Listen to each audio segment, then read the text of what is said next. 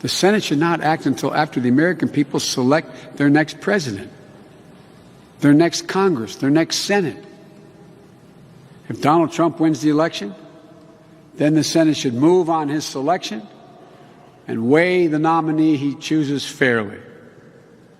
But if I win this election, President Trump's nominee should be withdrawn. And as a new president, I should be the one who nominates Justice Ginsburg's successor.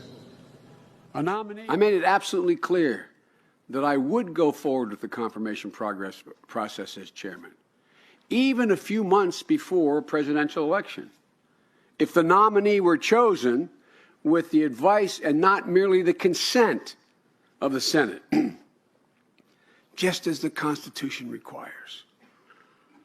When there is a vacancy on the Supreme Court, the President of the United States is to nominate someone. The Senate is to consider that nomination, and either they disapprove of that nominee or that nominee is elevated to the Supreme Court. Historically, this has not been viewed as a question. There's no unwritten law that says that it can only be done on off years. That's not in the constitutional text. I'm amused when I hear people who claim to be strict interpreters of the Constitution suddenly reading into it a whole series of provisions that are not there. There is more than enough time for the Senate to consider in a thoughtful way the record of a nominee that I present and to make a decision. But I'm going to do my job. I'm going to nominate somebody and let the American people decide as to whether that person is qualified. And if they are qualified, let the American people decide whether there's enough time for the U.S. Senate to hold hearings and have a vote. It's not as if, from what I see, the Senate calendar is so full that we don't have time to get this done. All right? I have fulfilled my constitutional duty.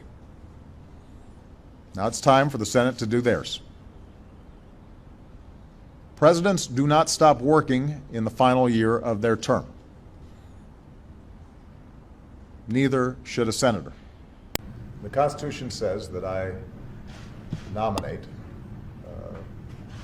candidates for the Supreme Court when there's a vacancy, and that the Senate exercises its constitutional role in advising consent.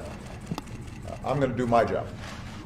My hope and expectation is that once there is an actual nominee, once this is no longer an abstraction, that those on the Judiciary Committee recognize that their job is to give this person a hearing, to show the courtesy of meeting with them.